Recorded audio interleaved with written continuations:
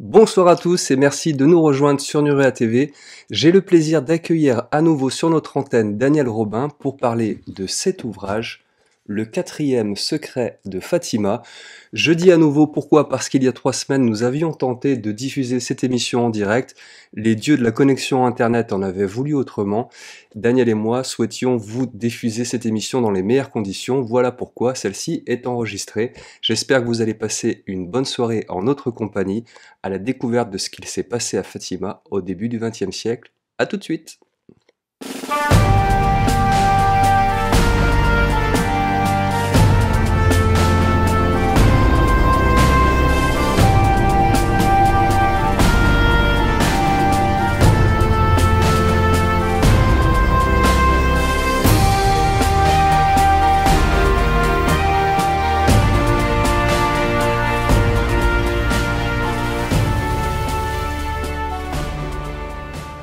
Bonsoir Daniel et merci de nous retrouver une nouvelle fois sur Nurea TV. Merci pour ta patience. Nous n'avons pas pu la dernière fois diffuser comme on l'espérait cette émission. Donc aujourd'hui, nous l'enregistrons et on va essayer de partager au mieux les hypothèses que toi tu défends dans ce livre, Le quatrième secret de Fatima, qui revient sur ses apparitions qui se sont déroulées au Portugal début du XXe siècle. Et tu nous expliques en quoi ce phénomène peut être en lien avec un autre phénomène qui nous passionne tous, le phénomène OVNI. On va essayer de développer ça dans cette émission. En tout cas, je suis très heureux de te retrouver à nouveau. Merci Guillaume, et écoute, ça me fait très très plaisir de participer à nouveau à ton émission. C'est vrai qu'on a eu quelques soucis de connexion, on va dire, très gros orages à Lyon, enfin, là, c'est les conditions idéales, on va dire, pour faire cet enregistrement. En tout cas, on a essayé de faire au mieux. Avant de plonger sur ce dossier de Fatima, on va revenir un peu sur ton parcours, sur tes œuvres. Déjà, tu es l'auteur d'une bonne ribambelle d'ouvrages, autant sur le phénomène OVNI que d'autres thématiques en lien avec le mystère et l'inexpliqué. Quel est ton fil conducteur? Qu'est-ce qui t'a amené sur ces thématiques? Et qu'est-ce qui t'anime à partager tout ça avec les lecteurs? Oui, bah ça c'est assez classique, hein. Ça remonte, je dirais, à l'enfance et surtout à l'adolescence où j'étais un grand lecteur. Et je lisais tout qui avait trait au mystère, aux ovnis, à la spiritualité, à l'ésotérisme. Bon, tout le monde connaît ces collections, cette collection de livres noirs qui était publiée chez Robert Laffont, hein, les énigmes de l'univers. Donc je crois que je dois tous les avoir là, pratiquement tous. Et puis il y avait aussi cette petite collection chez J'ai lu qui était de couleur bordeaux, où il y avait, ça parlait d'alchimie, d'extraterrestres, de vie après la mort, etc. Donc là aussi, je crois que je les ai tous. Donc j'ai baigné très tôt dans cette ambiance de mystère. Et en fait, l'idée, c'était d'essayer de comprendre ce que ça voulait dire. J'étais pas simplement attiré par le mystère pour le mystère, mais essayer de trouver des explications et pourquoi il y avait des choses mystérieuses que la science n'arrivait pas à expliquer.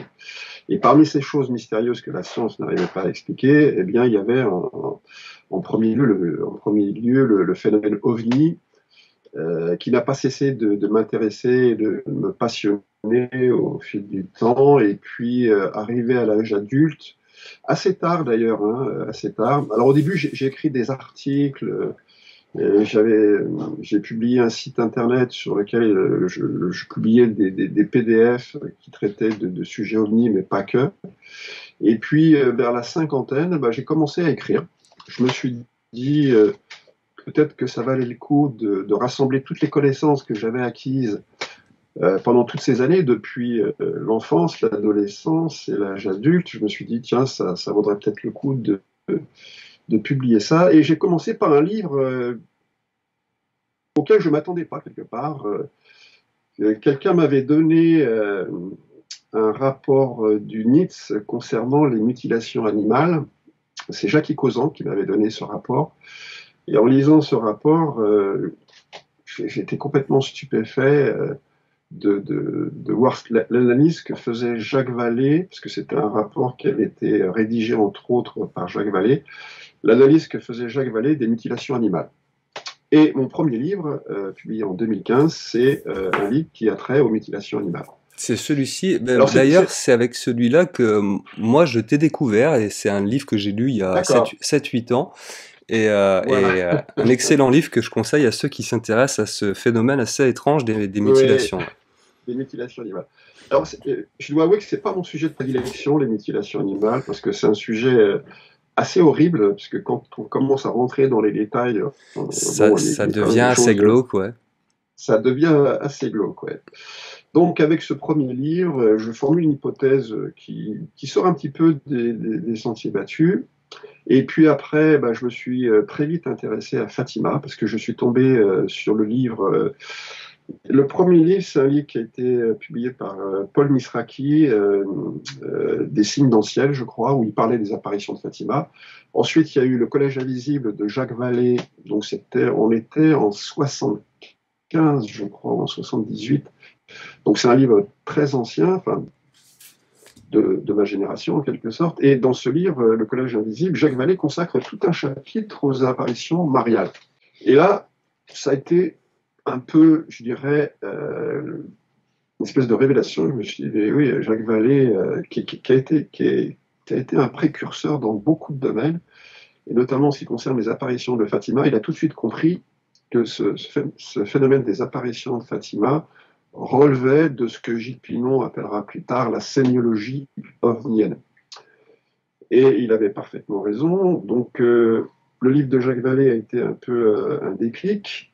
Ensuite, il y a eu bien évidemment le livre de Gilles Pinon, qui a été publié en 2009, je crois. Fatima, un ovni pas comme les autres, pour l'interrogation, qui avait été publié une première fois aux éditions Ce Monde, mais bon, c'était un livre qui n'était pas très connu et qui a été republié aux éditions Intercaltien un petit peu plus tard. Et là, Gilles Pinon, le livre de Gilles Pinon, c'est la référence, je dirais, absolue en ce qui concerne les apparitions de Fatima, parce que il a vraiment une argumentation logique et scientifique absolument rigoureuse.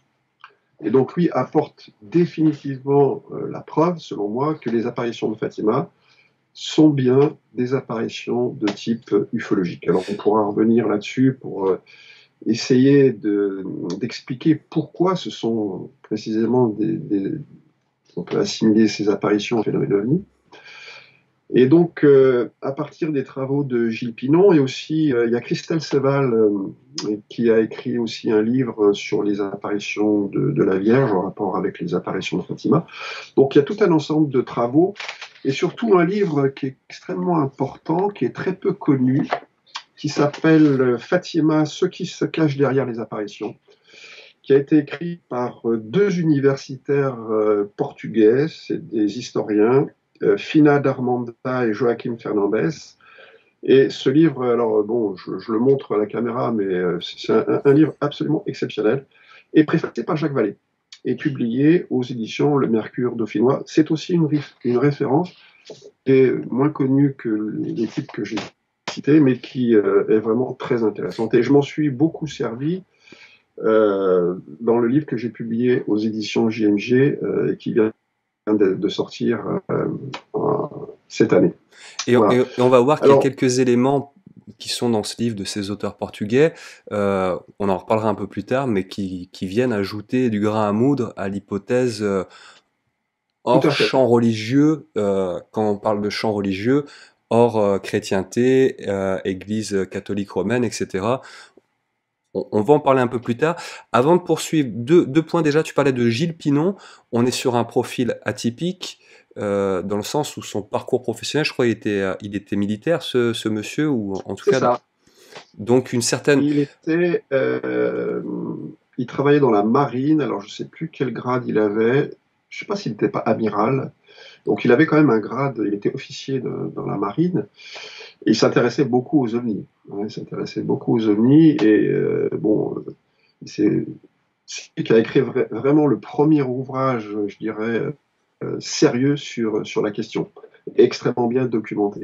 On peut lui attribuer en tout cas ce qu'on attribue en général aux militaires, surtout des hauts gradés, une certaine rigueur, une certaine Voilà. droiture dans l'approche.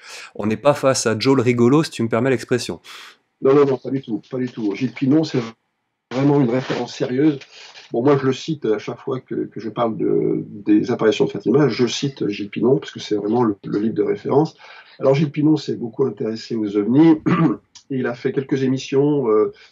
Il n'est pas très médiatique, hein. Il a fait une conférence en 2005 aux rencontres de Châlons, en Champagne. Je ne sais pas si tu connais, en 2005, il y avait eu une espèce de congrès ufologique qui réunissait tous les ufologues connus à l'époque, Joël Ménard, Gabriel Grélé, enfin tous les Que grands noms de que du beau l'ufologie, monde. que du beau monde, voilà. Et lui avait fait une conférence assez remarquée, justement, sur les apparitions de Fatima. Ouais.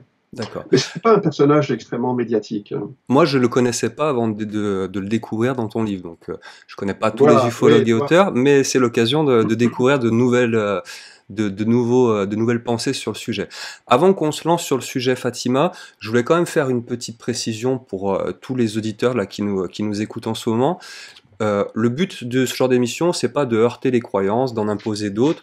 Peut-être parmi vous, il y en a qui sont de religion catholique, qui attribuent à Fatima ce que l'Église catholique romaine euh, en dit, et c'est tout à fait votre droit. Nous, on explore d'autres pistes. Donc encore une fois, ce qu'on réclame ce soir à l'écoute de cette émission, c'est de la tolérance et de l'ouverture d'esprit. Le but n'est pas d'imposer une idée, ni de heurter les croyances et dogmes des uns et des autres. C'est juste d'essayer de voir les choses un peu différemment, et c'est ce qu'on va vous proposer ce soir. Dans un premier temps, ce que je te propose, Daniel, c'est de revenir un peu sur le déroulé de ces événements de Fatima. Ça démarre en 1915, donc à Fatima, au Portugal, et je pense que tout le monde ne connaît pas exactement ce qui s'est passé là-bas. Donc, est-ce que tu peux, dans un premier temps, nous refaire un historique de ces événements pour qu'on y voit déjà un peu plus clair? Oui, tout à fait. On peut schématiquement dire que les apparitions de Fatima. Alors à l'époque, ça s'appelait pas encore Fatima, hein. Fatima, c'était pas. Maintenant, Fatima, c'est une agglomération qui regroupe le village où habitaient les trois petits voyants de l'époque, Lucie, Jacinthe et François. Donc c'est un petit village qui s'appelait Ajustrel, un petit village portugais, qui était situé près d'un endroit qui s'appelle la Cova d'Aéria. Alors la Cova d'Aéria, c'est ce qu'on appelle une doline, c'est-à-dire un plateau calcaire qui présente une espèce de cuvette. Et c'est à cet endroit, la Cova d'Aéria, sont déroulés la plupart des événements de Fatima. Alors c'est vrai que ça commence en 1915. Alors on peut dire en gros que les événements de Fatima se divisent en trois grandes parties. Il y a une partie qui commence au printemps 1915 et qui se termine le 13 mai 1917, et une deuxième partie qui commence le 13 mai 1917 et se termine le 13 septembre 1917. Et la troisième partie, c'est le 13 octobre 1917. C'est là où il y a eu ce qu'on a appelé, alors, de façon très abusive et complètement, je dirais, irrationnelle, la danse du soleil. La Cette fameuse. fameuse danse du soleil. Alors, on ne peut pas imaginer que le soleil ait dansé, puisque si le soleil avait dansé à Fatima, on ne serait peut-être pas là pour en parler aujourd'hui.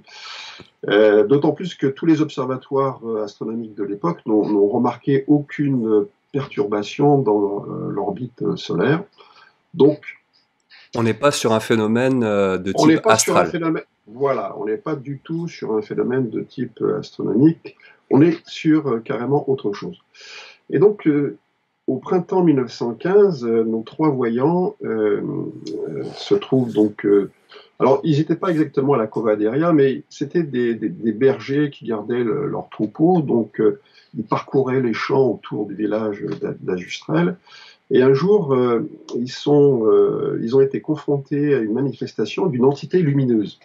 Une entité lumineuse est apparue devant les trois voyants. Et cette entité ressemblait, d'après les descriptions données par Lucie principalement, à une espèce de bonhomme de neige.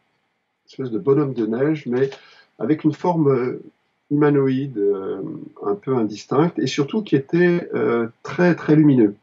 Il semblait que la lumière du soleil passait à travers ce bonhomme de neige.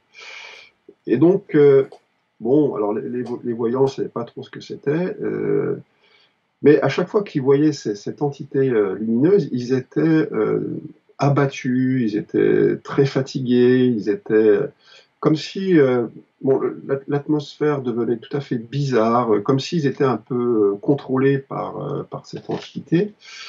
Et ça a duré. Alors, ils ont vu cette entité plusieurs fois, et puis alors un peu plus tard, ils ont rencontré alors ce qu'on a appelé un ange, mais ça, c'est une traduction, je dirais, religieuse de ce qui a été observé.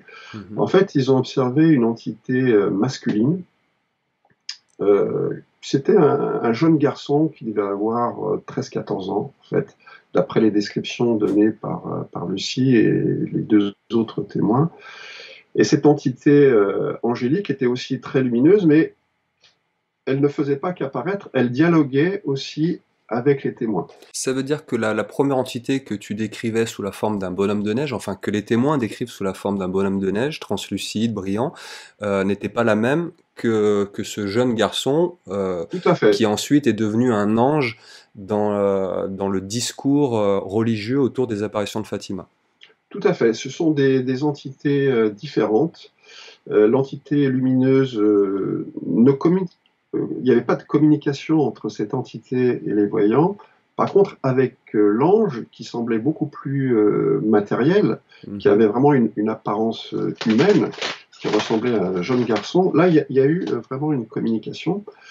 Et il y a eu comment dirais-je, une transmission d'informations entre cette entité masculine, dite angélique, et les témoins. Et il y a eu aussi, il y a eu un épisode assez curieux où il y a eu une espèce de cérémonie eucharistique où l'ange a présenté aux témoins une espèce de calice, un calice comme ceux qu'on voit à la messe. Au-dessus de ce calice, il y avait une hostie, et cette hostie était sanglante. Il y avait des gouttes de sang qui coulaient sur cette hostie. Donc là, on est, on va dire, dans un contexte religieux, du moins c'est ce que les témoins disent avoir vu. Et à l'issue de cette Eucharistie, l'ange présente à Lucie le calice et lui dit de boire le contenu de ce calice. Et aux deux autres voyants, l'ange donne l'hostie et demande aux voyants de manger cette hostie. Tu vois. Alors c'est très étrange. Alors les deux historiens là, portugais disent en fait que c'était plutôt une espèce de mise en scène générée par l'entité et qui, sous les apparences d'une scène eucharistique, en fait, euh, donnait aux témoins quelque chose à consommer. Alors pour Lucie, c'était du liquide, et pour les deux autres voyants, c'était quelque chose de solide. Mhm. Et ça fait partie de ce que j'appelle la phase préparatoire. La phase préparatoire des apparitions de Fatima, qui a duré donc entre le printemps 1915 et puis le 13 mai 1917. Il y a eu toute cette phase où les témoins ont rencontré cette entité masculine qui apparaissait sous la forme d'un ange et qui semblait les préparer à la deuxième phase des apparitions de Fatima, où là, ils ont vu une entité féminine. Qui était... Quelle est la nature le contenu des informations communiquées par ce qui serait un ange, appelons-le comme ça pour l'instant, à nos trois témoins? Alors ça, c'est un des mystères des apparitions de Fatima. Si on lit les mémoires de Sœur Lucie, qu'elle a écrit plus tard, beaucoup plus tard, après les apparitions, euh, il s'agirait d'un contenu essentiellement religieux. L'ange disait aux enfants qu'il fallait qu'ils prient, qu'ils se repentent de leurs péchés, enfin, le contenu religieux classique. En fait, on n'en sait trop rien, parce que la communication entre cette entité ou ces entités masculines était de nature, on va dire, alors télépathique, c'est le mot qu'on utilise, mais c'est pas forcément ça, c'était peut-être pas forcément télépathique. Ce qui se passait, c'est que les témoins avaient l'impression de recevoir des paroles qu'ils comprenaient, mais dont le sens parfois leur échappait, tu vois. Comme si, c'est difficile, c'était une espèce de langage subliminal en quelque sorte. Et en fait, les deux historiens portugais pensent qu'il s'agissait plutôt d'une espèce de conditionnement psychique de la part de l'entité pour préparer justement ces trois enfants à vivre quelque chose de beaucoup plus extraordinaire. Sur le contenu des interactions qu'on va découvrir tout au long de ces phénomènes de Fatima, ce qui nous en est rapporté, c'est essentiellement à travers les mémoires de Lucie, l'une des trois témoins, puisque les deux autres vont mourir de manière assez prématurée. Oui, c'est vrai. Est-ce que Lucie, après tous ces épisodes de Fatima, va partir en couvent? On peut... Voilà, c'est ça. En fait, ce qui s'est passé, c'est que l'Église catholique était très très embêtée par tout ce qui s'est passé à Fatima. Était très très embêtée. Bon, au départ, les prêtres pensaient que c'était les voyants qui avaient tout inventé, qu'ils étaient manipulés par leurs parents pour essayer d'attirer les gens et gagner de l'argent, etc. Donc les autorités ecclésiastiques de l'époque étaient très très embarrassées, mais finalement, ils se sont dit, bon, il y a quand même eu des apparitions, surtout que des prêtres ont assisté à ces apparitions. Hein. Depuis le 13 mai, même surtout le 13 octobre, il y a eu des prêtres, il y a eu des séminaristes. Donc, ils ne pouvaient pas nier la réalité de ces faits. Et donc, ils ont tout fait pour essayer d'intégrer tout ce qui s'est passé à Fatima dans le cadre religieux catholique de l'époque au Portugal. Alors en fait, les deux historiens portugais là, que je cite dans mon livre, eux, ils ont fait un travail remarquable, puisqu'ils sont allés, ils ont trouvé des documents originaux à Fatima. Ces documents originaux existent. C'est des documents qui ont été consignés par les prêtres de l'époque, et le premier prêtre, dont je me souviens plus du nom, qui a interrogé les trois voyants, et surtout Lucie.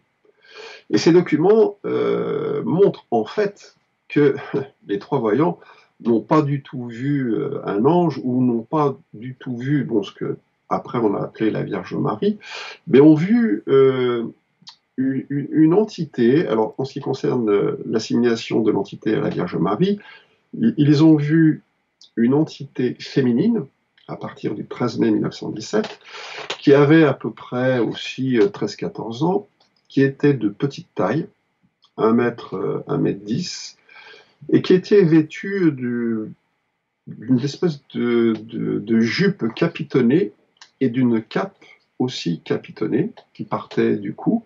Et surtout, la jupe, elle s'arrêtait aux genoux.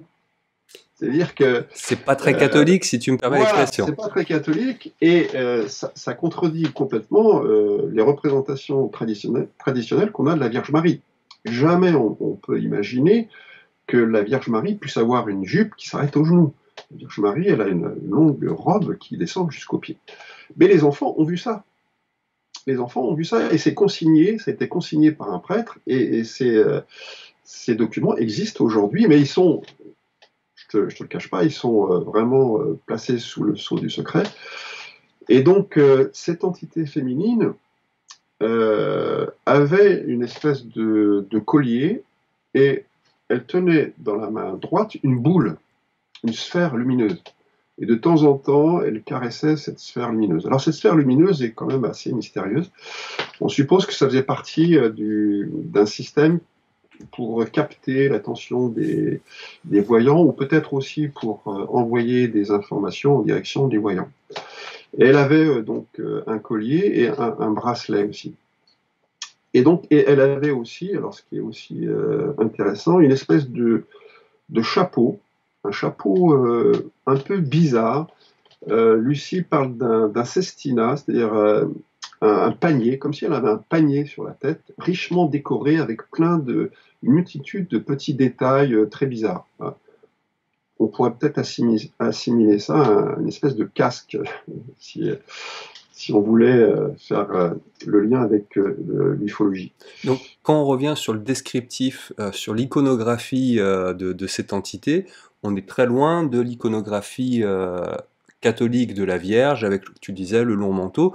Là, on a tout un tas de caractéristiques qui correspondent finalement pas du tout à la représentation qu'on se fait d'une apparition mariale et donc de la Vierge Marie. Tout à fait, tout à fait. Là, on a vraiment, je dirais, la preuve que ce que les trois voyants ont vu, alors au printemps 1915 et pendant toute la période 13 mai au 13 octobre, ils ont vu des entités qui n'étaient pas liées à la religion catholique. Et les descriptions qu'ils font de ces entités ne correspondent pas du tout, on va dire, aux stéréotypes qui circulent sous la forme d'images pieuses de la Vierge Marie ou des anges. Donc ils ont vu autre chose. Mais ça a tout de suite été mis sous le boisseau par l'Église catholique. Et dans ses mémoires, Lucie parle de la Vierge Marie, parle des anges, l'ange de la paix du Portugal, etc. Mais comme tu le disais tout à l'heure, tout de suite après les apparitions donc, du 13 octobre, Lucie a été mise au secret, on va dire. Elle a été mise au secret par les jésuites et elle était enfermée dans un couvent. Et en fait, elle a vécu le reste de sa vie jusqu'à 90 ans passés. Elle est morte, je crois, c'est 94 ans. Elle a passé toute sa vie dans un couvent. Et elle avait, tout ce qu'elle faisait était rigoureusement contrôlé. Lorsqu'elle écrivait à sa famille, les lettres qu'elle écrivait à sa famille étaient contrôlées. Donc on savait exactement ce qu'elle écrivait à sa famille. Et lorsqu'on lui écrivait, tout était parfaitement contrôlé. D'accord. On peut dire que Lucie a été mise au secret. Les choses deviennent un peu plus claires. Voilà. Je te laisse poursuivre sur la suite de ces événements. On a vu la première partie avec déjà 2 entités, une assez indistincte et une décrite comme un ange. Et cette troisième entité, donc cette jeune demoiselle que tu nous as décrite en détail, voilà. Et qui ne correspond pas vraiment au standard que l'on a des représentations de la Vierge. Je te laisse nous dire quelles interactions ont eu lieu entre cette entité féminine et nos 3 témoins. Oui, alors donc là, on est le 13 mai 1917, et c'est là qu'apparaît ce qu'on a appelé après Notre-Dame. Alors on est à la Cova de Heria. Alors au début, les villageois ne sont que quelques centaines pour accompagner les 3 voyants à la Cova de Heria. Mais très vite, donc juin, juillet, il y a entre 25 000 et 30 000 personnes qui accompagnent donc les 3 voyants. Juillet, août, septembre, on est près de 50 000 personnes. Tu vois, tu imagines, hein, 50 000 personnes qui accompagnent les enfants. C'est un véritable pèlerinage. Et là, le fameux 13 octobre 1917, c'est plus de 70 000 personnes qui accompagnent les enfants à la Cova de Heria. Alors 70 000 personnes sur les lieux de l'apparition, mais il faut savoir aussi que dans les villages environnants, il y avait aussi des observateurs, il y avait des journalistes, il y avait même des ingénieurs, donc il devait y avoir au moins 80 000 personnes qui ont observé le phénomène extraordinaire du 13 octobre 1917. Alors ce qui s'est passé, bon, cette entité lumineuse, alors contrairement à la phase préparatoire où, lorsque l'entité masculine apparaissait, les enfants étaient abattus, fatigués, parfois ils s'endormaient même sur le lieu de la rencontre avec l'ange, ils récitaient mécaniquement les prières, et puis d'un seul coup ils se réveillaient, il faisait nuit, et puis ils rentraient chez eux. Donc il y avait vraiment une atmosphère très étrange, et les enfants étaient très perturbés par ces rencontres avec l'entité masculine. Par contre, lorsque ils ont commencé à rencontrer cette entité féminine, là, tout a changé. En fait, c'était beaucoup plus joyeux, beaucoup plus dynamique, ils n'étaient pas du tout fatigués, ils étaient au contraire en pleine forme. Et là, bon, il s'est passé vraiment quelque chose d'assez extraordinaire avec cette entité. Alors, ce qu'il faut préciser, c'est que lorsque l'entité féminine se manifestait, il n'y avait que les 3 voyants qui pouvaient l'observer. C'est-à-dire qu'il y avait des témoins autour, mais eux ne voyaient pas ce que nos 3 témoins voyaient. Exactement. Il n'y avait que les 3 voyants, et en fait, parmi les 3 voyants, Lucie voyait l'entité, l'entendait et lui parlait, c'est-à-dire que Lucie avait une communication avec l'entité. Par contre, Francesco, lui, il la voyait, mais je crois qu'il ne l'entendait pas. Et Lucie la voyait, l'entendait, mais elle ne pouvait pas communiquer avec elle. Tu vois, il y avait 3 niveaux trois d'interaction niveaux pour 3 témoins différents. communication entre cette entité et les voyants. Seule Lucie avait, si tu veux, la totalité des capacités pour voir, entendre et communiquer avec cette entité. Et Arrête-moi alors, si, juste arrête-moi si je me trompe, mais tu parlais de tous les témoins autour, donc là on parle de milliers de des témoins. milliers. Est-ce que eux avaient quand même quelques signes de ces manifestations? Je pense notamment à un arbre où il y a une histoire Voilà, autour d'un arbre où on voit un affaissement ou ce genre de choses qui permet de voir que l'invisible se manifeste même s'il ne voit rien. exactement.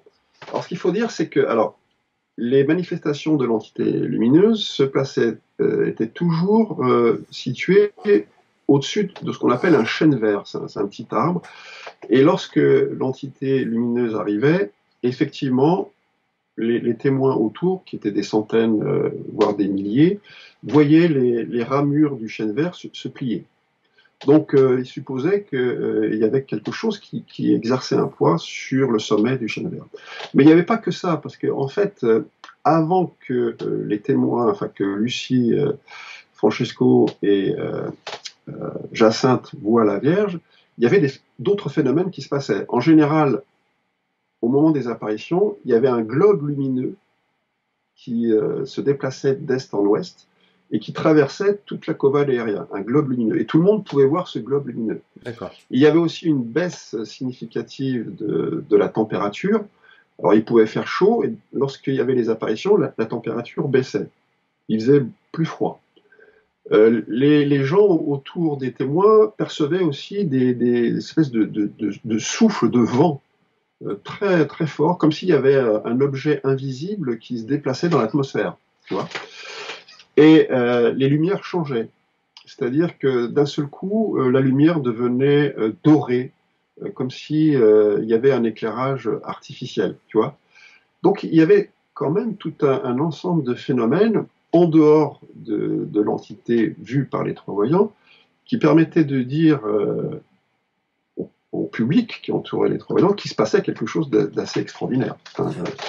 Et il y avait aussi des espèces de petites lumières bleues qui s'échappaient du chêne vert et qui montaient dans l'atmosphère.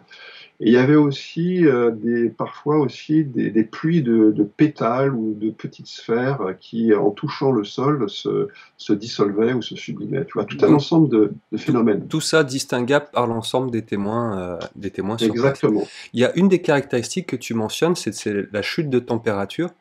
Oui, Ça, je peux pas ne pas faire un lien avec de nombreux phénomènes paranormaux où des entités dites spectrales ou autres, pour se manifester, entraînent une chute de température avec l'hypothèse que, en gros, la manifestation, pour interagir dans notre matérialité, a besoin de pomper de l'énergie de cette matérialité et donc de faire chuter la température. c'est possible, c'est une hypothèse tout à fait recevable. Pourquoi la température baisse? Est-ce que pour se manifester, cette technologie a besoin de cacher le soleil aussi? Parce que souvent, lorsque l'entité se manifestait, le soleil était caché. Donc à partir du moment où le soleil est caché, Forcément, la il fait moins chaud à température, l'ombre qu'en plein voilà, soleil. il fait moins chaud. Donc il y avait cette baisse de température qui peut aussi s'expliquer par d'autres mécanismes. Hein. Tout ça reste très mystérieux en fait. Hein. Tout ça reste très mystérieux. Et lorsqu'on lit les descriptions que font par exemple les journalistes de ce qui s'est passé à Fatima, on peut établir là un lien avec tout ce qui se passe lorsque des gens rencontrent des ovnis. Les sphères ou les globes lumineux qui traversent l'espace, la baisse de température aussi, parfois dans certaines observations d'OVNI, il y a des baisses de température, changement de la luminosité, changement de l'ambiance, on sent qu'il se passe quelque chose de bizarre. Donc tout ça, bon, alors ça a été finement analysé par Gilles Pinon, et on peut, comment dirais-je, rattacher ces phénomènes à la sémiologie ovnienne. Parmi les caractéristiques de cette sémiologie omnienne, il y en a une qui est fréquente, voire quasi tout le temps présente sur les observations, c'est ce qu'on appelle l'effet Ose, avec une sorte de contraction de l'espace-temps, comme si le témoin était mis dans une bulle temporelle et spatiale. Est-ce que ça, on peut dire qu'à Fatima, ce ressenti a eu lieu? Alors, on peut le dire à propos des témoins directs, effectivement, parce que, alors, pour la foule, c'est plus difficile à mettre en évidence, hein. Par contre, en ce qui concerne Lucie, Jacinthe et François, effectivement, on a vraiment l'impression que les trois voyants, lorsque l'entité arrive, féminine, ils sont comme dans une bulle. C'est-à-dire que ils sont complètement captivés par ce qu'ils voient. Alors je crois qu'il y a eu des gens qui ont essayé de leur parler ou de les toucher. En fait, ils ne bougeaient pas, ils étaient absolument captivés par ce qu'ils voyaient, comme s'ils étaient sous l'influence de l'entité et qu'ils vivaient dans une espèce de bulle qu'on peut appeler effectivement l'effet dose. Alors, est-ce qu'il y a eu manipulation de l'espace-temps? C'est difficile à dire. En tout cas, lors de ces rencontres avec cette entité féminine, il y a eu des visions. L'entité féminine, par exemple, ouvrait sa main, il y avait une lumière qui s'échappait de sa main et elle proposait aux enfants des visions du paradis, des visions de l'enfer. C'est là aussi où est né le mythe des secrets de Fatima, qui sont... Je ne traite pas trop des secrets de Fatima parce que c'est pas ce qu'il y a de plus intéressant à Fatima, c'est des secrets de Polichinelle. Donc, elle donnait aux enfants des conseils pour prier, pour échapper à l'enfer, etc. Enfin, des choses assez, on va dire, religieuses, mais religieuses d'un niveau assez basique, on va dire, hein. Mhm. Et donc, cette entité féminine a prédit qu'elle viendrait donc 6 fois, et elle a tenu sa promesse parce qu'à chaque fois, à midi heure solaire, l'entité est apparue et elle s'est manifestée. Donc elle s'est manifestée jusqu'au 13 octobre 1917, et là on arrive à la phase 3 des apparitions de Fatima. Alors le 13 octobre 1917, à la Cova de Heredia, il y avait 70 000 personnes, il y avait des gens qui étaient athées, qui n'étaient pas du tout croyants, il y avait des religieuses, des séminaristes, des prêtres, des ingénieurs qui après ont fait des croquis du disque qui est apparu. Et donc là, il faisait un temps épouvantable. Il y avait des nuages, le sol était complètement boueux, détrempé, et bon, pendant 90 minutes, il s'est rien passé, et puis d'un seul coup, le ciel s'est dégagé et est devenu parfaitement bleu. Et là, la foule a vu se détacher du ciel un disque argenté, aux arêtes vives et acérées, et qui semblait trembler, il tremblait, et qui se déplaçait aussi en feuilles mortes. Comme ça, il se déplaçait un petit peu en feuilles mortes. Et puis ce disque s'est mis à tourner sur lui-même, de façon extrêmement rapide, et il a projeté sur la foule des lumières bleues, jaunes, vertes, etc. Donc les gens, ça avait complètement transformé le paysage, et même la foule. Les gens se voyaient jaunes, se voyaient verts. Alors tu imagines un petit peu ce que les gens ont pu ressentir en voyant ce festival de lumière à Fatima. Alors à l'époque, en 1917, on ne parlait pas du tout de soucoupe volante, d'extraterrestres, ni d'ovnis. Donc pour eux, ça ne pouvait être que d'origine divine. Ça ne pouvait être que d'origine divine. Et ce disque... Oui, Tu parlais justement de ce disque et des croquis qui ont été faits. Là, tout à fait. on va afficher à l'écran deux de ces croquis. On n'est clairement pas dans une représentation du soleil. Moi, je vois ces Pas du tout. croquis sans légende et sans contexte. Je pense tout de suite à une soucoupe volante et à à tous les halos de lumière qui l'entourent en des points distincts. Tout à fait, oui. Et donc ce disque tourne rapidement sur lui-même, projette des lumières de toutes les couleurs. À un moment donné, il semble s'écraser sur la foule, les gens ont peur, il y en a qui s'évanouissent, et puis après il repart, etc. Ça a duré exactement 18 minutes. 18 minutes, c'est long, hein. Pendant C'est 18 minutes, extrêmement long. Ouais. 70 000 personnes et tous les gens environnants ont vu ce spectacle. Et donc, au bout de 18 minutes, le disque se disparaît et le ciel, on voit à nouveau le soleil, le vrai soleil, le soleil physique. Et là, qu'est-ce qu'on constate? Eh bien, on constate que le sol de Fatima est complètement sec, que les gens qui étaient trempés parce qu'il n'avait plu sont aussi complètement secs. Et ce qui est assez intéressant, enfin même passionnant, je trouve, c'est qu'il y a eu des guérisons ce 13 octobre 1917. Des gens qui étaient handicapés, des gens qui avaient des maladies graves, ou même il y a un cas où une personne avait une tumeur à l'œil. Ces personnes ont été guéries instantanément. C'est-à-dire, pendant les apparitions de ce disque, il y a eu des guérisons. Alors, est-ce que c'est des effets placebo? Est-ce que c'est lié à la croyance? Ça a été constaté, et depuis, Fatima est considérée comme un lieu de guérison. Et même encore aujourd'hui, il y a des guérisons à Fatima. Alors, oui. Ça nous amène à plusieurs questions autour du phénomène des apparitions mariales. La première étant, faut-il, à ton avis, considérer que toutes les apparitions mariales sont de l'ordre de la manifestation type ovnienne, ou alors il y a des phénomènes distincts, et que, par exemple l'apparition de la grotte de la Salette ou l'apparition de la Vierge de Lourdes sont de vraies apparitions mariales et n'ont rien à voir avec le phénomène ovni, ou alors est-ce qu'il y a une grande erreur, un grand malentendu autour de ces apparitions mariales, et que depuis le début de l'histoire, on est à chaque fois dans des manifestations de type intelligence exogène non humaine? Alors, Guillaume, ça, c'est une très très grande question que tu poses. Alors, forcément, si tu veux, quand j'ai écrit ce livre et quand j'ai lu tous les travaux, notamment ceux de Gilles Pinon, je me suis posé la question.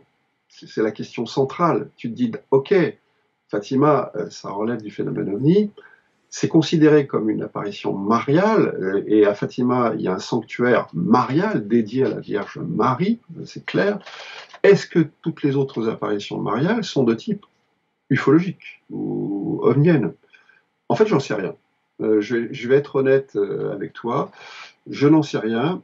Alors, personnellement, j'aurais tendance à penser qu'il existe de vraies apparitions mariales, c'est-à-dire où c'est la Vierge Marie qui est apparue, parce que moi je suis de confession catholique, je crois à la Vierge Marie, je crois au Christ, etc. Donc j'admets qu'il peut y avoir de vraies apparitions mariales, mais en ce qui concerne Fatima, pour moi Fatima est un cas particulier. Je pense que tout montre à Fatima qu'on n'est pas en présence d'une apparition de type marial. Bien que, et c'est là aussi quelque chose qui est extrêmement étrange, que tout de suite après, ça a été assimilé et conservé sous la forme d'une apparition mariale. Je pense qu'il y a aussi là quelque chose d'assez mystérieux. Est-ce qu'on se demande même si quelque part cette manifestation d'origine extraterrestre ou exogène ne voulait pas que ça se conserve sous la forme d'apparition mariale. Tu vois ce que je veux dire?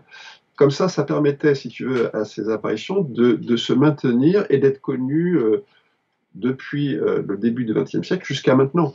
L'idée, c'est que d'utiliser le fait religieux comme vecteur d'une Voilà, information pour exactement. qu'elle perdure. Une manière de coder De l'information conserver. à travers un vecteur connu de tous. Exactement, exactement. Et ça, je trouve que c'est quelque chose d'extrêmement subtil, et de très fin. Et ça montre quelque part que l'intelligence exogène, qui serait à l'origine de ce phénomène, a une connaissance parfaite de la psychologie humaine et connaît tous les ressorts de la psychologie humaine, puisque, bon, elle sait qu'en 1917, au Portugal, on ne pouvait pas parler d'extraterrestres, on ne pouvait pas transmettre des informations scientifiques ou techniques sur la façon dont fonctionnaient les vaisseaux ou d'où venaient ces entités. Il fallait présenter les choses de façon religieuse, mystique, surnaturelle, pour que ça frappe suffisamment les foules, les gens et les témoins d'époque pour que ça perdure dans le temps. Voilà. Bon, c'est une hypothèse que j'explique dans mon livre. L'autre point, c'est cette thématique de la guérison, tu nous le dis, des gens présents lors de cette fameuse danse du soleil, se retrouve guéri. Là, on est sur une caractéristique typique du fait religieux, apparition mariale classique, tels que les événements que je citais tout à l'heure, à la Sellette ou Tout à à l'Aube. fait, Donc tout à fait, la exactement. confusion est quand même, Et oui, est quand même de c'est mise. alors en fait, quand tu commences à étudier les apparitions de Fatima, tu commences à te dire, mais qu'est-ce qui s'est passé? Où est-ce qu'ils veulent en venir, ces entités? Tu vois? Quel est le but? Parce que bon, la question qui se pose aussi, pourquoi toute cette mise en scène, qui a quand même duré 2 ans, avec des rencontres, des manifestations quand même extrêmement spectaculaires, la question qui se pose, c'est quel est le but? Pourquoi cette mise en scène? Qu'est-ce qu'ils ont voulu faire? Ouais, pourquoi avoir mis en place ce scénario? Est-ce qu'il y avait des objectifs? Alors, je parle dans mon livre d'objectifs à court terme, moyen et long terme. Donc, je pense que les intelligences, enfin, l'intelligence exogène qui a produit les phénomènes de Fatima avait un but. Avait un but. La question, c'est quel est ce but? Quels sont ces buts? Quels sont ces objectifs? Et Et là, c'est là ce fameux quatrième secret qui est voilà, mentionné dans le titre de l'ouvrage, pour ceux qui quatrième commenceraient à se dire, il secret. y a un quatrième secret, de quoi parlent-ils ces messieurs? Voilà, effectivement, alors, bon, alors ça reste une hypothèse, hein, je reprends les travaux de Gilles Pinon. En fait, il y a 3 niveaux de lecture des événements de Fatima. Il y a un niveau religieux, je dirais c'est le niveau d'entrée, et ça ne pouvait être que ça à l'époque, Mhm. c'est-à-dire interprétation religieuse, manifestation divine, manifestation de la Vierge Marie, manifestation des anges. Donc ça a été conservé dans une espèce de cocon religieux jusqu'au début du XXe siècle. Et là, bah, il y a des chercheurs comme Jacques Vallée, Gilles Pinon, Seval, qui se sont dit hein, il y a autre chose à Fatima. C'est pas simplement, c'est pas des phénomènes religieux, c'est un phénomène de type ovni. Donc derrière, il y a une intelligence non humaine, une intelligence exogène, une conscience exogène ou extraterrestre. Donc ça, c'est le deuxième niveau de lecture.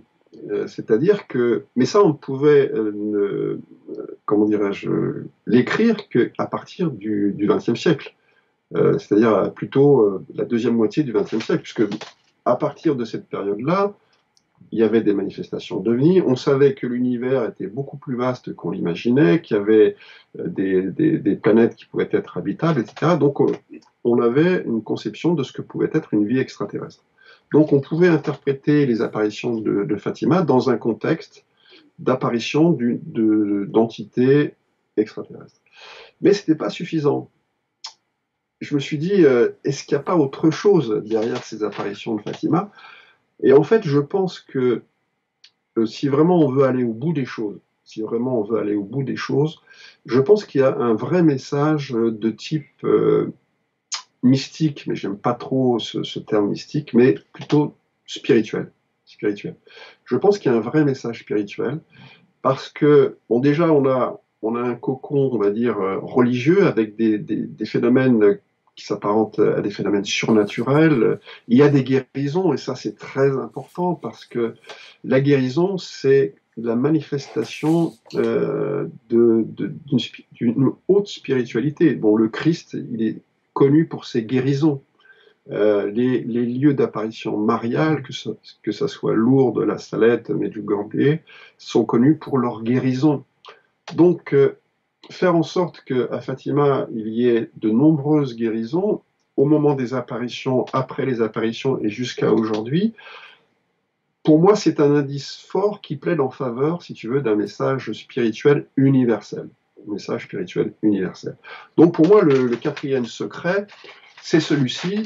C'est pas les 3 secrets qui sont des secrets de Polichinelle qu'on peut trouver sur Internet, etc., qui ont beaucoup déçu d'ailleurs. Hein. Le troisième secret de Fatima, En en lien fait, avec le pape Jean-Paul II? voilà, c'est ça. C'est Lucie qui décrit le pape montant une montagne et puis avec des gens qui tirent des flèches, qui tuent le pape, etc. Enfin bon, Et c'est Jean-Paul II d'ailleurs ayant été victime d'un attentat sur sa personne, les gens ont fait ce voilà rapprochement. l'amalgame entre voilà. Mais bon, ça a permis, alors cette notion du secret, là aussi, il y a un truc intéressant, parce que s'il n'y avait pas eu de secret, est-ce que les événements de Fatima auraient été transmis comme ça de génération en génération jusqu'à maintenant, puisque la notion de secret, les gens, ça quand même, il y a une littérature très abondante qui a été écrite à partir de ces secrets. Donc ça a aussi maintenu, si tu veux, cette espèce d'aura de mystère jusqu'à maintenant, et qui, en quelque sorte, permis à ces apparitions de nous parvenir maintenant jusqu'au XXIe siècle. Donc tu vois, en fait, il ne faut pas tout rejeter, et on a l'impression que tous les éléments qui nous paraissent un petit peu secondaires, en fait, acquièrent une certaine importance pour maintenir, si tu veux, ces apparitions de Fatima jusqu'à aujourd'hui. Et maintenant, je pense qu'on a les outils intellectuels, on a les outils conceptuels qui nous permettent de commencer à comprendre ce qui s'est passé à Fatima. Commencer à comprendre ce qui s'est passé à Fatima. Je ne dis pas qu'on a tout compris, hein, mais on commence un petit peu à comprendre ce qui se passe. Un de ces outils que tu mentionnes dans le livre, un de ces concepts qu'on a vu émerger au cours de ces dernières années, peut-être de ces dernières décennies, avec des penseurs comme Philippe Solal, comme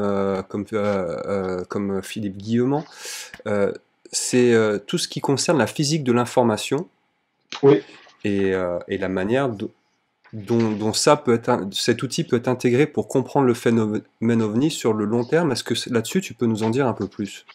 Oui, alors moi je ne suis pas physicien je suis de formation, mais bon, j'ai écouté, c'était le 22 novembre 2011, Jacques Vallée avait donné, c'était à Bruxelles, une conférence TEDx sur justement la physique de l'information. Et une conférence absolument passionnante que j'ai enregistrée. D'ailleurs, je la retranscris complètement dans ce livre. Donc lui, il dit, bon, jusqu'à maintenant, on avait une physique de l'énergie et une physique de la matière. On s'occupait de la matière et l'énergie. Mais il y avait une petite sœur cachée qui s'appelle la physique de l'information. Et Jacques Vallée dit que à partir de 2011, les 50 ans à venir seront les physiciens se consacreront à essayer de, comment dirais-je, de comprendre la physique de l'information. Parce que, comme le dit Philippe Guillemont, lorsqu'on enlève la matière, on enlève l'énergie, qu'est-ce qui reste? En fait, il reste de l'information. Et l'information, ça serait en quelque sorte les fondements, les bases ultimes de notre réalité. Derrière la matière qu'on voit, qu'on touche, derrière l'énergie, puisque l'énergie on la ressent, il y aurait quelque chose de beaucoup plus fondamental, beaucoup plus impalpable, je dirais, qui est l'information. Et qui serait totalement structurant de notre réalité. Exactement, exactement. Et qui serait, en fait, ça serait comme une projection de notre conscience. En fait, c'est notre conscience qui créerait la réalité. La réalité, le monde matériel, le temps, l'espace ne serait qu'une projection de notre conscience. Conscience dont la nature nous échappe complètement. Quelle est la nature de la conscience? Bien malin, celui qui pourrait dire quelle est la nature de la conscience.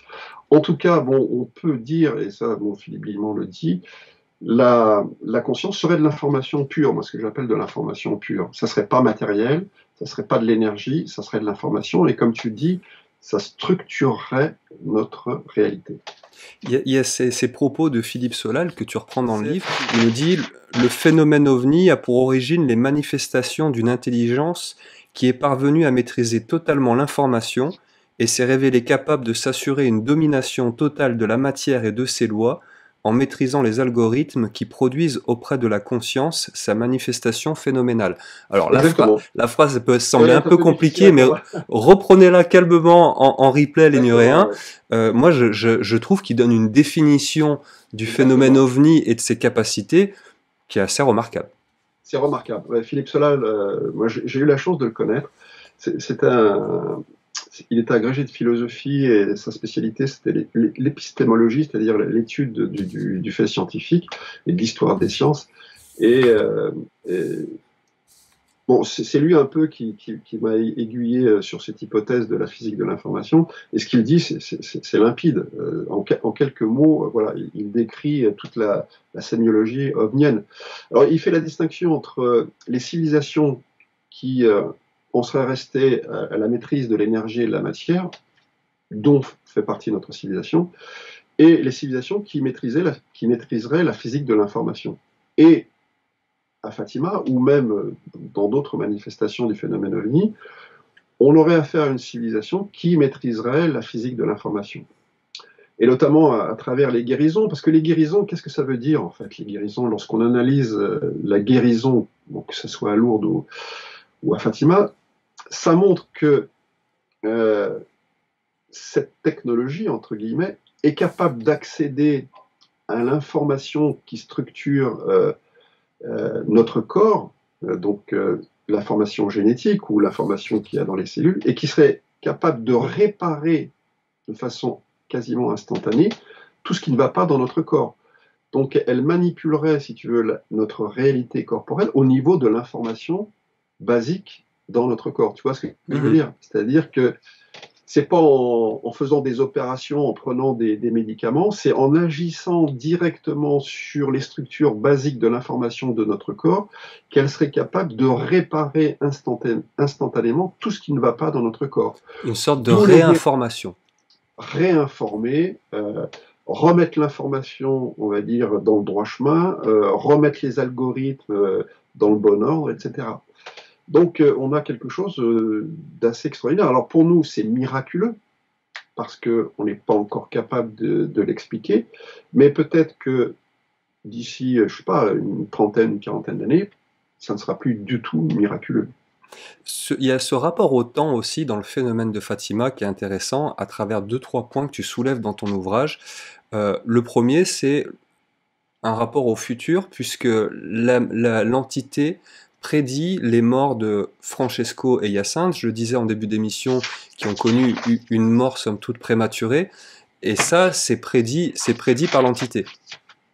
C'est vrai, c'est vrai.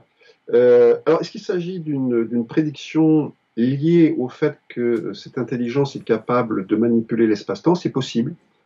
On peut aussi émettre une autre hypothèse. Alors ça, c'est une hypothèse qui est très hardie, mais qui est défendue par Gilles Pinon et par d'autres auteurs.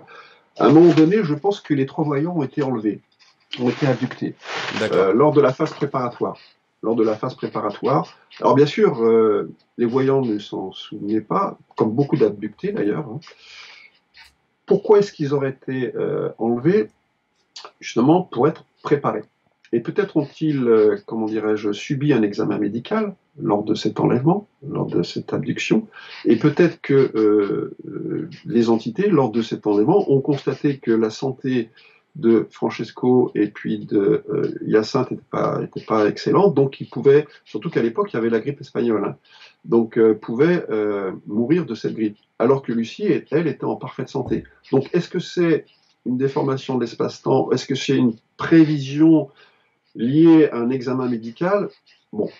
Ouais, sommes-nous dans une information pure ou alors dans une déduction? Ça pourrait être une déduction issue d'un examen médical. Voilà, c'est tout à fait possible. Il y a un autre détail, et là je reviens sur les travaux donc de Fina Darmanda et Joaquim Fernandes, oui. Ces deux chercheurs portugais qui ont écrit ce livre Fatima, ce qui se cache derrière les apparitions, et eux mentionnent dans leurs travaux un fait qui est assez déroutant et qui est une sorte de clin d'œil, je trouve, par rapport justement à l'association de Fatima aux faits religieux et à l'Église catholique, c'est que ces événements ont été annoncés dans des journaux quelques semaines, voire mois les précédents.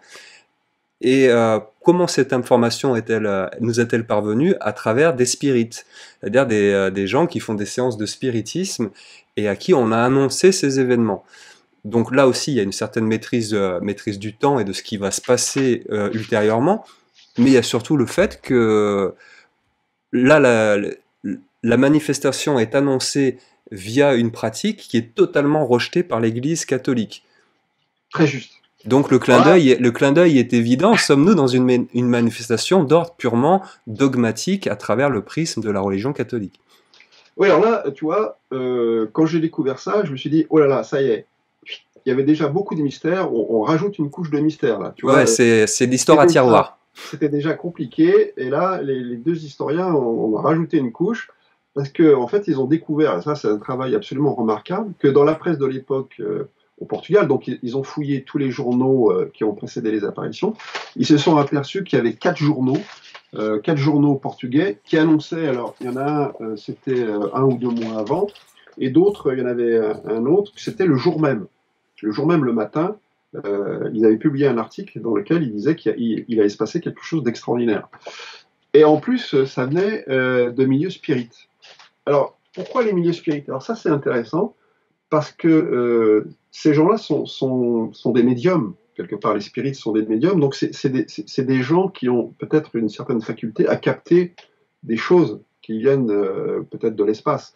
Donc, alors eux, ils faisaient leur pratique spirit classique, et puis d'un seul coup, ils captaient des messages. Alors, ce qui est intéressant, c'est que ces messages, ils disent pas que ça venait de Napoléon. Tu sais que souvent, lorsqu'il y a des séances spirites, c'est des grands personnages Oui, historiques, pharaons, Victor etc. Hugo, qui Et lui-même là, non. pratiquait le spiritisme, Napoléon, etc. C'est toujours Voilà. des grands personnages qui se manifestent. Exactement. Et là, alors c'est dans un des derniers messages, ils disent, mais non, non, le message qu'on a reçu est signé, alors ils disaient Stella Matutina. Stella Matutina, c'est l'étoile du matin, et l'étoile du matin est associée à la Vierge Marie, dans ce qu'on appelle les litanies de Lorette. Donc c'était clairement signé la Vierge Marie, un message spirit signé Vierge Marie. Et quelques semaines après, se manifeste quelque chose qui sera assimilé à la Vierge Marie. Donc là, tu vois, on est dans quelque chose de complètement dingue. On se dit, mais ça dépasse en fait ce qu'on est capable de concevoir, parce que tu imagines que cette intelligence exogène aurait influencé déjà des médiums pour leur envoyer un message, pour que les articles soient publiés dans la presse, pour... Alors, je te dis, mais jusqu'où ça peut aller, quoi, tu vois. Et là, moi, j'étais complètement un petit peu déstabilisé, parce que je me dis, là, ça y est, ça nous dépasse complètement, quoi. C'est un point vraiment qui m'a surpris dans le livre et merci à ces deux chercheurs portugais d'avoir mis ça à jour parce que Remarquable, c'est quelque chose qui devient assez éclairant sur le dossier. Je, remarquable, remarquable, un travail je- remarquable. je reviens sur ce que tu nous disais en début d'émission sur le but, l'objectif final de ces apparitions et de ces événements de Fatima. Pour toi, déjà, on est sur un élément fondateur du rapport entre le phénomène et l'humanité, une sorte de pierre, de jalon posé dans notre histoire, dans notre rapport à ce phénomène. En quoi les apparitions de Fatima sont plus importantes que d'autres grandes apparitions d'OVNI? Euh, J'en ai plein en tête, je ne vais pas les citer, mais il y a quand même eu tout un tas de manifestations OVNI de masse. Je pense à Phoenix, à une époque plus proche de nous, je pense à Nuremberg à une époque reculée. En quoi Fatima est plus important que les autres selon toi? Alors, elle est plus importante parce que, alors ça se passe en 1917 et qu'on a un nombre absolument considérable de témoins. Un nombre absolument considérable de témoins. Et ça a duré 2 ans. Ça a duré 2 ans. Et ça a été consigné, ça a été écrit, ça a été enregistré. Donc là, on a toutes les pièces du dossier en quelque sorte. Et on peut se servir de ces pièces pour étudier. Tu vois, on n'a pas affaire à 1 ou 2 témoins. Alors je dis pas que les observations faites par 1 ou 2 témoins sont moins importantes que celles faites par des milliers de témoins, mais là on a beaucoup plus de matière et de substance pour faire des études. Alors Gilles Pinon, lorsque le livre de Gilles Pinon a été réédité, le sous-titre c'était Fatima, la plus grande entreprise de communication entre les extraterrestres et l'humanité. C'est vrai que ça ressemble bougrement à une entreprise de communication. Cette entité, enfin ces intelligences exogènes essayent de communiquer avec nous. Alors, à Fatima, ça ne fonctionne que dans un sens, puisque bon, les témoins, quoique Lucie communique avec une entité féminine, Ouais. donc il y a quand même un échange entre des êtres humains et les consciences ou les entités exogènes. Donc après, si on veut aller plus loin, je pense que Fatima fait partie d'un ensemble beaucoup plus vaste. Fait partie d'un ensemble beaucoup plus vaste. C'est, je dirais, un jalon important dans les manifestations du phénomène ovni. C'est-à-dire, Après, oui, oui, excuse-moi, continue et non, je reprendrai après. parce que bon, on sait très bien que dans l'Antiquité, depuis la plus haute Antiquité, il y a eu des observations d'ovnis. Bon, si on relit l'Exode, par exemple, dans l'Ancien Testament, lorsque Moïse arrive au Sinaï et qui décrit l'arrivée de Yahvé, ça tremble, il y a des fumées, il y a des flammes, ça fait un bruit épouvantable, il y a de la poussière qui s'élève.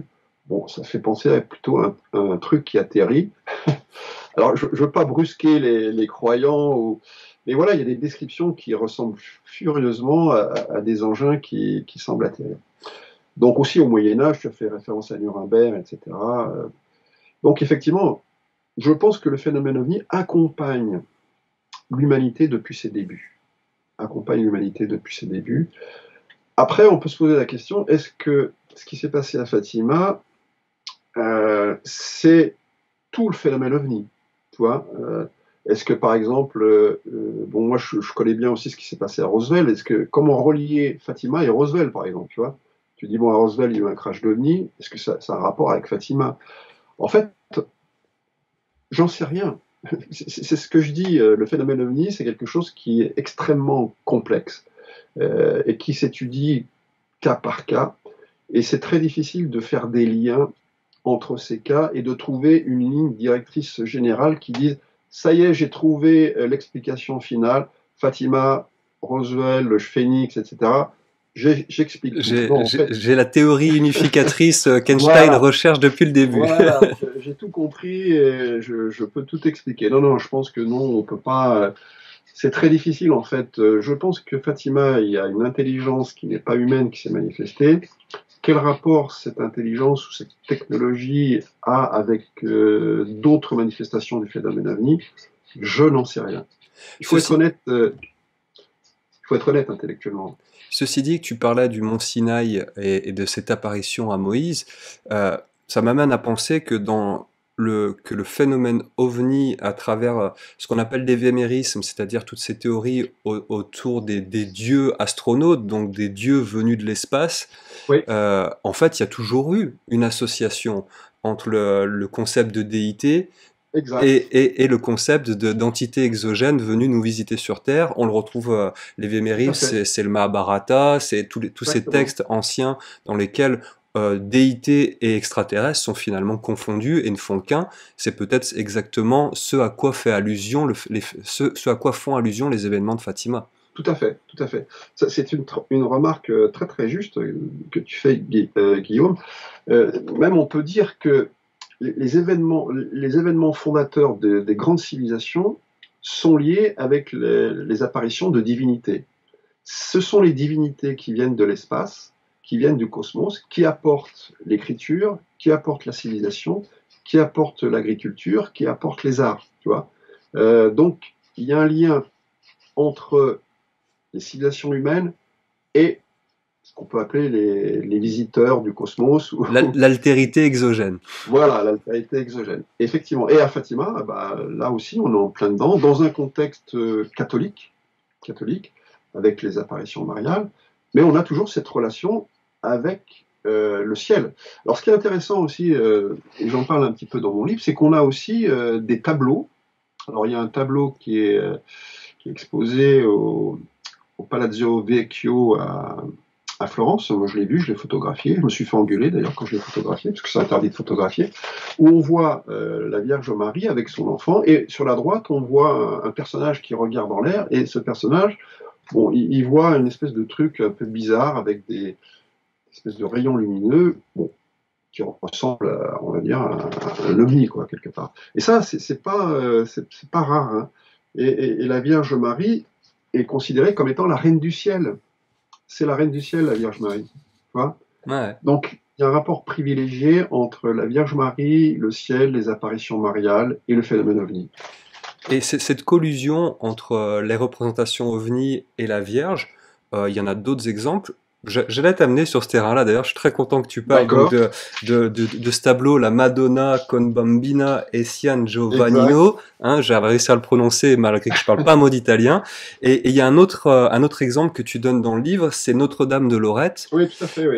avec cette représentation qui s'affiche à l'écran lénuréen, où on voit que le tablier de Notre-Dame de Lorette, ses formes de Très boomerang étrange. qui compose son tablier, sont pas sans rappeler certaines représentations d'ovnis. Exactement. Et l'histoire de Notre-Dame de Lorette, c'est une maison déplacée par les anges. Voilà, Là exactement, aussi, c'est ça. on revient sur des histoires qui sont à mi-chemin entre le fait religieux et miraculeux et le fait ufologique. Tout à fait, tout à fait. Je crois qu'il y a une intrication profonde entre le fait religieux, certains faits religieux, et le phénomène ovni, en général. Ouais. Et alors, c'est encore beaucoup plus étrange parce que, en fait, ça n'exclut pas aussi le fait que il y ait réellement une Vierge Marie et réellement le Christ, et réellement aussi, si tu veux, quelque chose de vrai dans la religion catholique. Mhm. C'est là où ça devient aussi un petit peu étrange. Et qui me fait penser que en fait, on a peut-être affaire à quelque chose qui nous dépasse et que ces entités d'origine extraterrestre seraient aussi des entités spirituelles quelque part. Tu vois ce que je veux dire? Ça serait pas simplement des êtres de chair et de sang, mais ça serait aussi quelque part des entités lumineuses et spirituelles. C'est une des hypothèses. Un autre point que je voulais voir avant qu'on se dirige gentiment vers la fin de cette émission, Daniel, on a énormément de photos Ouais, lors de la danse du soleil, de la foule. On a dit des milliers de personnes assemblées, on a énormément de photos. J'ai recherché un peu sur Internet, voir si on avait des photos du ciel, puisque ce jour-là, il y avait des témoins, des photographes, et j'ai trouvé une photo. Je sais même pas si elle est vraiment originale, mais en tout cas, c'est la seule qu'on trouve de ce phénomène du soleil, de la danse du soleil. Et à vrai dire, elle s'affiche à l'écran. On ne voit pas grand-chose sur cette photo. On voit quelques taches dans le ciel, quelques taches de forme ovoïde. Comment expliquer que ce phénomène, on ne puisse pas avoir une trace? On sait que une de ses caractéristiques, c'est l'élusivité, mais là, quand même, on se dit 80 000 personnes qui voient la chose et on n'a pas un cliché pour nous en montrer ne serait-ce qu'un petit bout. oui, alors ça, c'est une question qui m'a beaucoup turlupiné. J'ai fait beaucoup de recherches sur Internet et comme toi, j'ai trouvé peut-être deux photos qui sont vraiment très très floues et qui montrent rien en fait. Alors ce qui est quand même assez étonnant, c'est que les photos de la foule sont quand même relativement nettes. Hein, et donc on voit bien les gens qui lèvent la tête vers le ciel, qui sont agenouillés, donc tout semble très net. Et on voit pas le phénomène. C'est comme si le photographe, tu vois, tu t'imagines, toi tu es photographe, il y a un ovni qui se présente, mais tu photographies le témoin, mais tu fais pas la photo du phénomène. Ouais. Enfin, ça paraît complètement dingue. Alors moi, j'ai une théorie, bon, elle vaut ce qu'elle vaut si tu veux, hein, mais je pense que en fait, les photos qui circulent ne représentent que 50% des photos qui existent vraiment sur Fatima. Et je pense que le phénomène a été photographié. Euh, alors le disque, les globes lumineux qui se déplaçaient, etc., ça a été photographié. Donc j'ai regardé un petit peu la technologie des appareils photo de l'époque. Elle était suffisante pour impressionner une plaque photographique et qu'on ait quand même une vue beaucoup plus détaillée du phénomène. Alors l'idée, c'est que c'était très gênant de publier des photos de la danse du soleil, par exemple, et de montrer un disque qui n'était pas le soleil. Donc je pense que très rapidement, comme ce qui a été fait avec Lucie, il y a beaucoup de choses qui ont été mises sous le secret. Et à mon avis, il existe des photos, peut-être à Fatima, peut-être au Vatican, je ne sais pas, qui montrent réellement le phénomène et qui ont été photographiées. Mhm. Les moyens techniques de l'époque le permettaient, même si ce n'étaient pas des photos couleurs extraordinaires, les photos en noir et blanc, même en 14, les photographes qui photographiaient bon, les champs de bataille, les militaires, on a des photos extrêmement fines et détaillées. Donc les moyens de l'époque le permettaient. Mais on ne les a pas, ces photos. Donc elles sont cachées quelque part. Je pense qu'un jour on mettra la main dessus, mais l'Église catholique a mis, a mis la chape de plomb sur ces documents. avis aux Nuréens, si vous avez un tonton ou Voilà, qui travaille au Vatican. quelqu'un qui bosse à la bibliothèque du Vatican, si vous avez à mettre une main sur le chronoviseur et sur les photos de Fatima, Voilà. envoyez-nous ça par mail. N'hésitez pas, je suis preneur. Daniel, une dernière question pour clore cette vidéo. Aujourd'hui, tu l'expliques dans le livre, Fatima serait un jalon au cœur d'une stratégie de communication entre une conscience extérieure à l'humanité et nous, peut-être pour nous faire comprendre, d'une part, de nous faire rendre compte de sa présence et nous faire comprendre on est partie prenante d'un tout qui nous dépasse encore. Euh, Est-ce que tu penses qu'aujourd'hui on a tous les outils pour vraiment comprendre le message de Fatima, ou alors que dans cette stratégie de communication, où le phénomène savait qu'en 1917 on n'avait pas toutes les clés pour décoder, peut-être qu'il faudra encore attendre 20, 30, 50 ans pour avoir toutes les clés et que le phénomène a prévu qu'on ne puisse le comprendre que dans un futur proche voire même éloigné. Oui, c'est ce que tu viens de dire, c'est exactement ce que je pense. C'est-à-dire que, en fait, Fatima, il y a plusieurs tiroirs. C'est pas quelque chose qui est monolithique, qu'on comprend une bonne fois pour toutes. Plus tu étudies, plus tu creuses, plus tu t'aperçois que bon, c'est beaucoup plus compliqué qu'on l'imaginait. Bon, le cas des spirites qui reçoivent un message, ça, moi je le savais pas. Avant de lire le livre des historiens portugais, je le savais pas. Donc ça rajoute encore, comme je dis, une couche de mystère. Je pense qu'il est, comme je le disais tout à l'heure, c'est pas quelque chose de gratuit. On peut pas imaginer que l'intelligence exogène qui a mis en place, je veux dire, ces apparitions pendant 2 ans, c'était extrêmement bien préparé, les témoins étaient préparés. Lorsque l'entité dit je reviendrai 6 fois, 7 fois, elle est revenue. Et la danse du soleil, tu te dis bon, ils ont pas fait ça gratuitement. Derrière, il y a quelque chose, il y a un plan, il y a un objectif, il y a une motivation. Est-ce qu'on est arrivé au bout de l'explication de Fatima? Non, non. Alors j'ai un exemple qui me vient à l'esprit. Fatima, pour moi, c'est un peu comme le suaire de Turin, tu vois, ou la linceul de Turin. C'est-à-dire que bon, au départ, c'était une explication religieuse, et puis on avance, puis on dit maintenant la science commence à expliquer un petit peu ce qui s'est passé avec le suaire de la linceul de Turin, et c'est absolument extraordinaire, c'est ce qui s'est passé.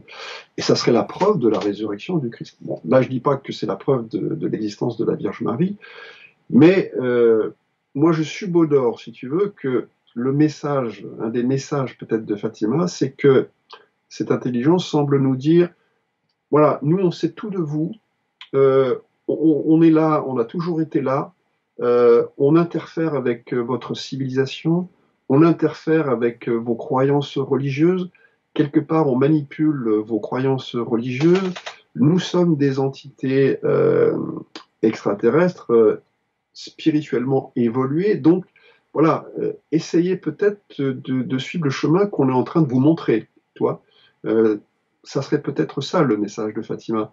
Essayez de suivre le chemin qu'on est en train de vous montrer. Donc un chemin qui est lié à la spiritualité, à l'évolution spirituelle, plutôt qu'à la guerre, à la destruction. Enfin voilà, un message de paix. Voilà qui est dit. Daniel, un grand merci pour cette présentation que tu nous as faite des événements de Fatima. J'aurai plaisir à te retrouver une prochaine fois sur Nuria TV. En tout cas, merci d'avoir décrypté pour nous ce fameux 4e secret de Fatima et cet ouvrage des Nuréens que je ne peux que vous encourager à lire. Merci beaucoup Daniel et à une prochaine sur Nuria. À bientôt. Les Nuréens, un grand merci à vous tous d'avoir suivi cette émission. Encore une fois, je vous le rappelle, une émission sur Internet, c'est toujours sympa à regarder. Rien ne remplacera un bon vieux bouquin, tout en papier. On peut se poser, prendre le temps de lire, de décrypter. Le 4e secret de Fatima par Daniel Robin. J'espère que cette émission vous aura plu. On vous dit à très bientôt sur la toile. D'ici là, n'oubliez pas, gardez les pieds sur terre et la tête dans les étoiles. À très bientôt. Ciao tout le monde. Ciao.